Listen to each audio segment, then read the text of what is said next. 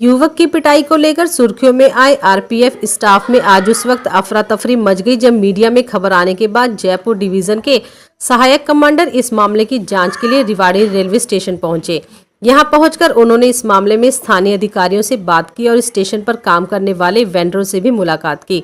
आपको बता दें कि 3 दिन पूर्व रेवाड़ी रेलवे स्टेशन पर अनाधिकृत और तौर पर ट्रेनों में चाय बेचने वाले एक वेंडर ने आरोप लगाया था कि ट्रेन में चढ़ते वक्त आरपीएफ कर्मचारी अनिल शर्मा ने मंथली न देने पर उसकी डंडों से पिटाई की है।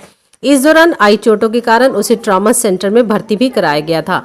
मीडिया के माध्यम से जब यह मामला सुर्खियों में आया तो रेल विभाग भी हरकत में आया और इस मामले को लेकर आरपीएफ के सहायक कमांडर आज जांच के लिए रेवाड़ी पहुंचे।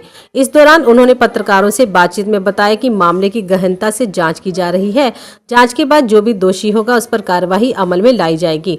जहां तक स्टेशन पर अनाधिकृत रूप से सामान बेचने वाले वेंडरों का सवाल है तो इसकी भी जांच की जाएगी और अवैध रूप से कार्य कर रहे लोगों को स्टेशन से बाहर किया जाएगा। रेवाड़ी से अजय अत्री, आजाद टीवी।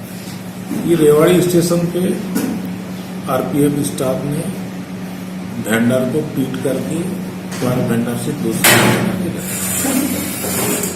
जिसका न्यूज चैनल में भी आया, उसमें ट्विटर में भी आया। अनिल गुप्ता कोई इसका उसी का ट्वीटिंग किया था।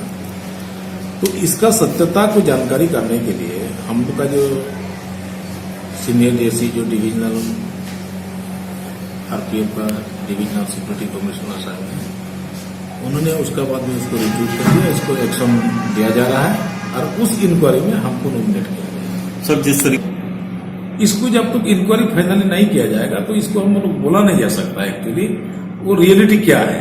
वेंडर का मैटर है या हवकर का है, अनऑथराइज हवकर है, तो इसको अंडर इंक्वायरी है। जब तक फाइनली नहीं इंक्वायरी हो जाएगा हमें उसको फाइनली पता नहीं।